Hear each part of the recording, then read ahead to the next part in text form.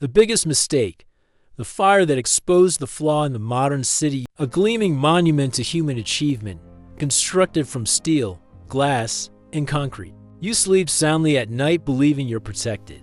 You trust the regulations, the building codes, the fire alarms, the safety inspections.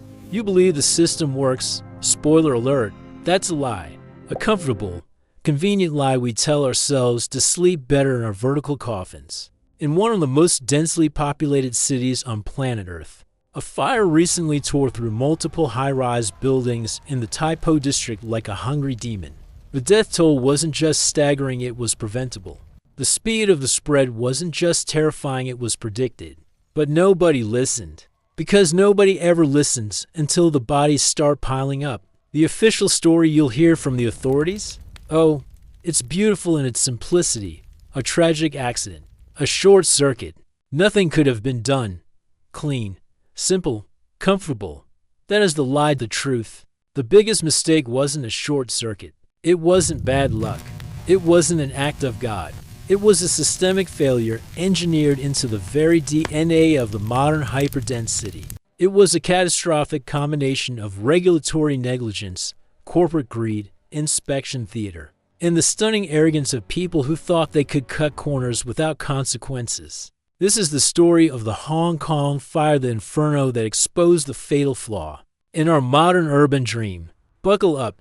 This is going to hurt. To understand the magnitude of this colossal screw-up, you first need to understand density. Hong Kong isn't just a city, it's a vertical human filing cabinet.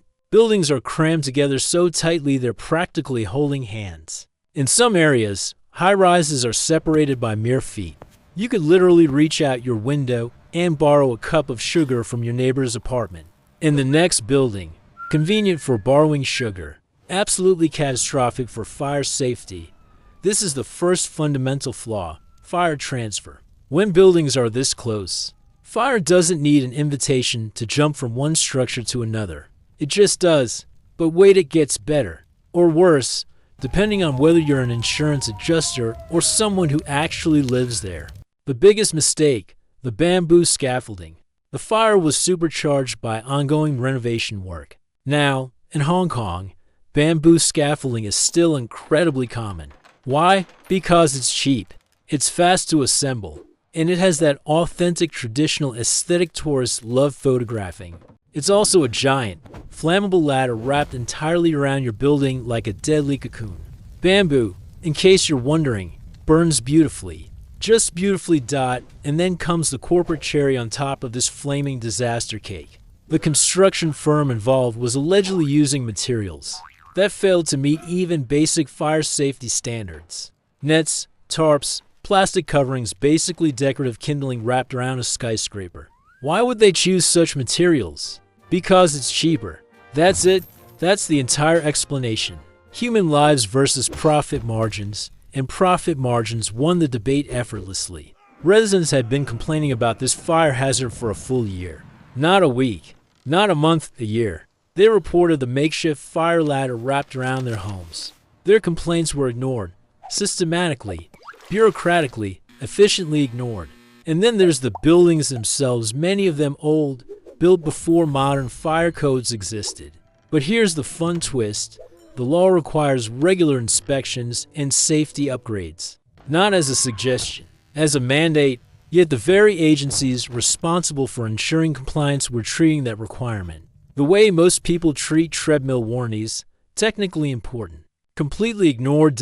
When the fire finally broke out, alarms failed across multiple buildings. Escape routes, those critical pathways designed precisely for emergencies, were blocked by renovation debris. Entire stairwells clogged with trash, tools, and construction waste. The system wasn't just poorly designed. It was engineered to fail at every single critical point. The fire didn't just burn buildings. It burned the illusion that modern cities are inherently safe. That height equals safety. That inspectors inspect. That codes are followed. Now let's talk cascades. Because the biggest mistakes are never single failures. They're chains, beautiful, horrifying chains of tiny errors linking together like dominoes on fire. Density was the design flaw. Bamboo scaffolding was the material flaw. Ignored complaints were the administrative flaw. Failed inspections were the regulatory flaw alone. Any one of these issues might have been survivable. Combined, they created a death trap. Government agencies have been warned repeatedly. Residents filed formal complaints. Engineers raised red flags.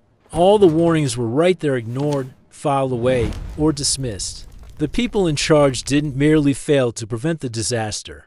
They enabled it. And when the flames erupted, they spread with terrifying speed. The flammable coverings acted like accelerants. The bamboo scaffolding became a vertical highway for fire. The building transformed into a chimney sucking flames upward and distributing deadly heat. And smoke floor by floor. This wasn't just a fire. It was a tutorial in what happens when a city prioritizes aesthetics, speed, and cost savings over basic human safety. And the irony? This disaster was entirely predictable. Not with hindsight, not with speculation. Predictable in writing, months before it happened. But every system failed. Every warning ignored. Every safeguard bypassed. Not because the city lacked rules, but because nobody enforced them. The system wasn't designed to prevent disasters. It was designed to provide plausible deniability. When they occurred, the biggest mistake is the illusion of safety itself. The belief that a modern city cannot fail in ancient, obvious ways. That someone, somewhere, is ensuring the system works. Spoiler, nobody's checking. And then came the cover-up. The aftermath became a masterclass in blame shifting. The official report described the event as unpredictable, a bold word to use for something predicted by residents, engineers, and anyone with functioning eyeballs. The years of negligence vanished from the narrative. The complaints disappeared. The failed inspections became oversights. The systemic failures turned into unfortunate circumstances. The government and construction firms desperately needed a clean story. A short circuit is perfect. It's vague. It's sad. It cannot point fingers back at the people actually responsible. Best of all, an accident doesn't hire lawyers. But the truth? The fire was the direct result of a known, ignored, and preventable flaw. The buildings were ticking time bombs, and the people responsible chose not to defuse them.